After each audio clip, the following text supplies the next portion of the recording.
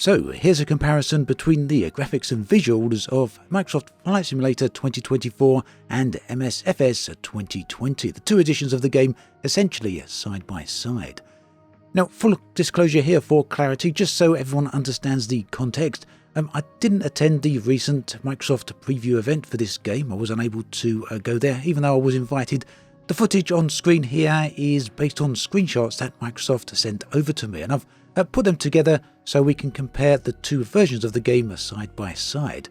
Now, it seems that Microsoft have taken these photos from the two different versions of the sim in exactly the same locations. The locations, for the most part, are listed on the screen. I've done that by taking that from the available information, although not all the screenshots contained the relevant location. So overall then, we can see that there is a dramatic step up in terms of the visuals between the two different versions of the sim. And this makes a lot of sense. After all, the new version has the ability to get out of your plane and walk around. And that means that all of the areas, or many of the areas in the sim, are going to need to be very high detailed when you're close to the ground. So Microsoft have used a number of techniques to achieve this. Primarily, so far at least, they've discussed 3D tessellation, which is deforming and using additional triangles on surfaces and objects, and they've used this to great effect on the ground to provide extra detail and extra variation. The ground surfaces themselves are also procedurally generated in terms of the objects that are on them, and that includes the grass, the flowers, rocks and trees, and many other such things. Another thing you'll notice as we work through these screenshots is the improvement to lighting.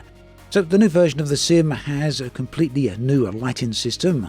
This affects just about everything from all the objects that are illuminated to the world environment itself.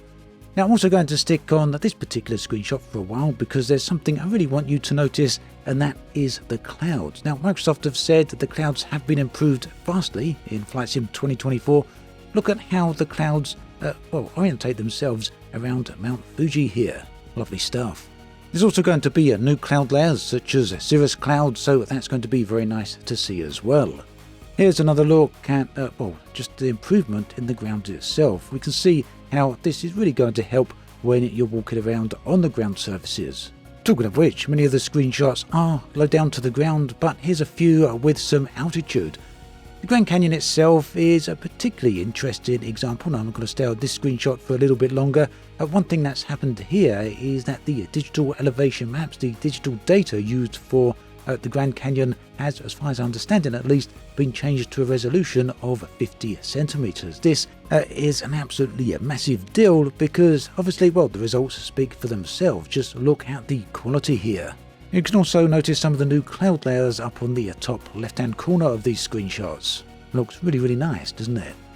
Now, another thing that I'm sure plenty of you will be pleased to know, and some of you may have some concerns about due to the sheer graphical processing power that's going to be required for this, and more on that subject in a bit, is that this version of the sim is going to have ray tracing. So that's something that people have wanted for a very long time, but finally it is going to happen, although it turns out in a different version of the sim. Now, something I really like in these last few screenshots is the level of realism. So in addition to simply having a lot more detail, the grass in these areas just feels so much more natural. The same is so for the beaches here, the water as well, but also the fact that the trees are correctly situated. You're not getting random trees in random locations, but you're now getting the correct type of trees in the correct world regions. So there we have it, a bit of a comparison between the graphics that we've got so far of Flight Sim 2020 and 2024. Unfortunately, no actual live footage to compare side by side yet, but I think this gives us some indication of what we can expect and roughly where we can hope to see some of the improvements, or where we know we're going to see some of the improvements. Now, talking of the game's performance, this is obviously going to be very, very demanding. Recently, Microsoft have released the system requirements for this. I'm sure many of you will have already seen that, but I'm going to recap on that particular topic in this video because it is relevant to the overall subject. And I also want to go over that for those of you who haven't had the chance to see this yet. So we've got 3 separate system specifications here: minimum spec, recommended spec, and ideal spec. The thing that really stands out for me here is the graphics cards and then the RAM usage. So for minimum spec, they're asking for 16GB, recommended spec is 32GB, and then we have the big one here, the ideal spec for Flight Sim 2024 is 64GB of RAM. So yeah, this one has certainly drawn the attention of quite a few people because 64GB is certainly a lot of RAM, and I don't think that amount of people out there with gaming rigs will have this amount of RAM. In fact, if we take a look at Steam's hardware survey as of August 2024, we can get some pretty precise results. They say that just 3% of people, a little over 3.25% of people, have 64GB of RAM, with well, 1/3% of people having more than 64GB of RAM. Meanwhile, around about 47% of people have 16GB of RAM, with 30% of people having 32GB of RAM. And I'm glad to see that Microsoft are supporting both 16GB here and 32GB, but that they're also pushing it all the way up to 64 for those who have the hardware.